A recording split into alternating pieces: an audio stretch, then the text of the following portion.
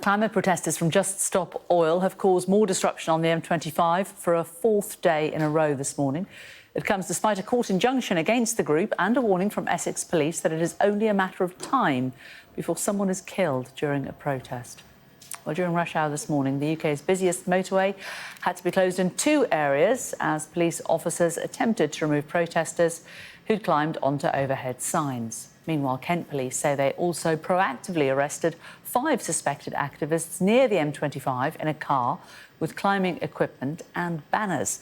While crime correspondent Martin Brunt is near Junction 8 on the M25 in Surrey, where those protests have taken place. And you can see the motorway moving again, Martin. Have those protests now been ceased for the day? Yeah, I think they're probably over now. We've had a fourth day running of protests or actions, as Just Stop Oil insist on calling them.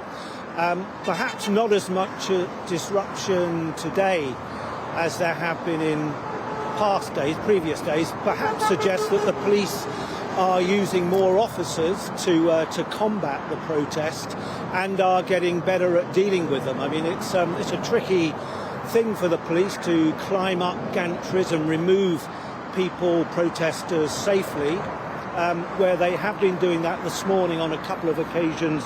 The M25 has been closed.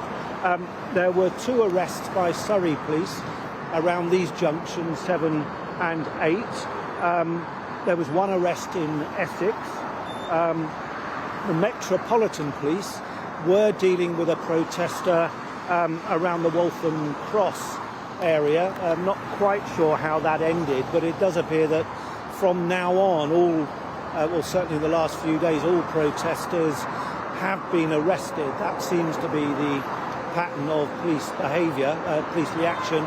And police, of course, have upped the language they've been using. They've talked about these protests going beyond protest and becoming criminality. So they've certainly sent a warning to protesters that they will be dealt with in a very firm way. And to that end, the Chief Constable of Essex, B.J. Harrington, has been talking about how his force is dealing with the protesters. And this is what B.J. Harrington said: "We have been telling Just Stop Oil all the time that motorways are dangerous places. I think it is only a matter of time before somebody gets killed.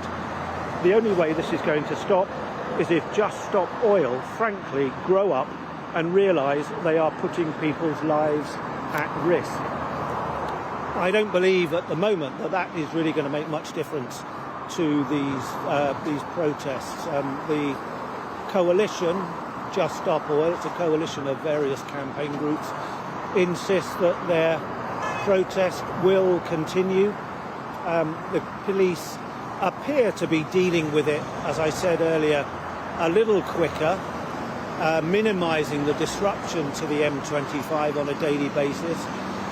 But the M25 was stopped a couple of places, I think, in both directions.